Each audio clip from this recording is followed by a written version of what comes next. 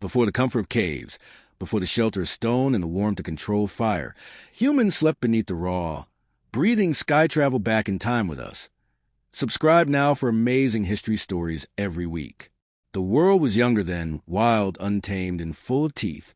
Forests stretched like green oceans, and the night was an endless theater of sounds. Growls in the dark, wings brushing the wind, and the slow, rhythmic whisper of leaves. And among that wild chorus walked Aina, one of the first of her kind. The sun had set behind the bones of the mountains, and shadows crept across the endless plains. Aina stood on a ridge of tall grass, clutching a sharpened stick tipped with flint. Her tribe, no more than a dozen, had been walking for 3 days, following herds, hunting and searching for safety. But the world offered little mercy. The wind carried the scent of rain and predators. The group had lost 2 children to the cold last moon, and their leader, Torn, was growing weaker with every step. Tonight, they needed to find shelter before the night's teeth found them first. There were no caves nearby, no stone hollows where they could build a fire or block the entrance with branches. The land here was flat, scattered with thorn trees and tall reeds by the river. Here, Aina said, pointing to a grove of low acacia trees. Their branches drooped close to the ground, forming a natural canopy. Torn looked at her, his breath ragged. Too open. Hyenas smell us. Aina's gaze swept the horizon. Then we make the ground our cave. The tribe had not yet learned to think of shelter as something they could build. But Aina was different. She had watched the animals, watched how birds had their young in woven grass, how wolves dug shallow hollows beneath roots, how elephants huddled around their calves to block the wind. She had been learning from the world itself. With a few hours of light left, Aina led the others in gathering thorny branches from the acacia trees. The men broke reeds near the river and laid them in circles. The women packed mud and wet leaves around the edges. Children helped fill gaps with tufts of grass. By dusk, they had made crude shelters, nothing more than domed nests low to ground, half covered in mud. They smelled of earth and wet grass, but they blocked the wind. Inside one, Aina lay with her younger brother Rick. He was sickly and shivering. She wrapped him in an old animal skin and listened as the night began to sing. The distant howling, the crack of twigs, the whisper of something large moving through the grass. Aina did not sleep easily. None of them did.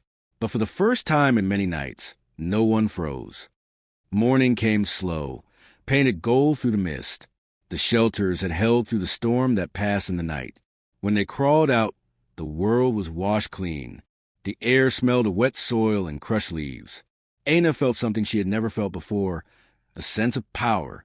The earth itself could protect them, if they learned how to shape it. That day, she began to experiment. She found a fallen tree and noticed how the hollow trunk stayed dry even after rain.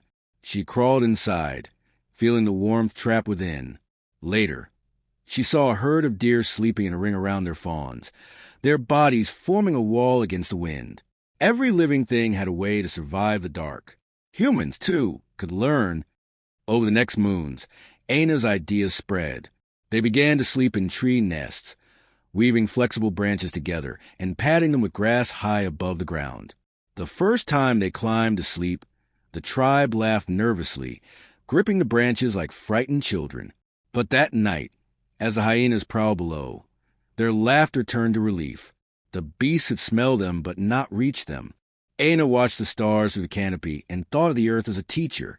Maybe humans were not the strongest or fastest, but they could see patterns, how the world built itself, how it stayed alive. Seasons changed. The tribe wandered far, across the plains, through forests and valleys. When the rain fell hard, they learned to dig hollows under the roots of old trees and line them with dry leaves. When the heat grew unbearable, they built shade shelters of reeds, shaped like giant wings angled toward the wind. Each new idea began as an observation, stolen from the patterns of nature.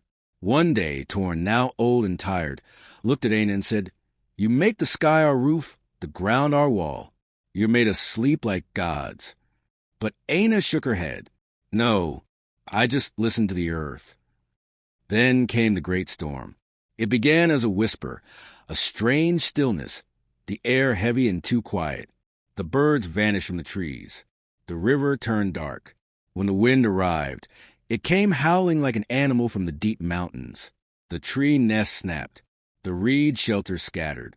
Rain lashed their faces as they tried to hold the children together. Aina screamed over the roar of thunder. To the earth! Dig! The tribe fell to their knees, clawing at the muddy ground with their hands, stones, bones, anything. The soil was soft from rain. They dug shallow trenches, packed them with grass and leaves, and covered themselves with animal hides. The storm raved for hours. Lightning tore the sky apart, but under the thin skin of the earth, they endured. When dawn came, the plains were flattened. Trees lay broken, nests gone, everything drowned in mud. But Aina's people were alive. That was the night humans learned the oldest secret of sleep. The earth itself is the first shelter. Before caves, before huts, before walls of stone and wood, they had burrowed close to the living skin of the world. Under trees and tall grass, in the hollows of fallen logs and shallow pits, Aina's tribe became the burrowers. They passed the memory of that storm to their children. They taught them how to listen to the whispers of the land before sleeping, where the soil stayed dry, where roots tangled strong, where the night wind flowed soft. Generations later, when humans finally found a mouse of caves, they did not stumble in by accident. They recognized the echo of safety, the feeling of earth all around, the smell of stone and shadow that reminded of the first shelters they ever shaped. And somewhere in those echoes lived the memory of a young woman who had once looked at the world and said, "If we cannot find safety, we will make it." That was how humans slept before caves, beneath the trees, within the earth, under stars older than memory. They learned not just to survive the night, but to shape it, turning fear into invention and wilderness into home. For long before the first wall was built, humanity's first roof was the sky itself.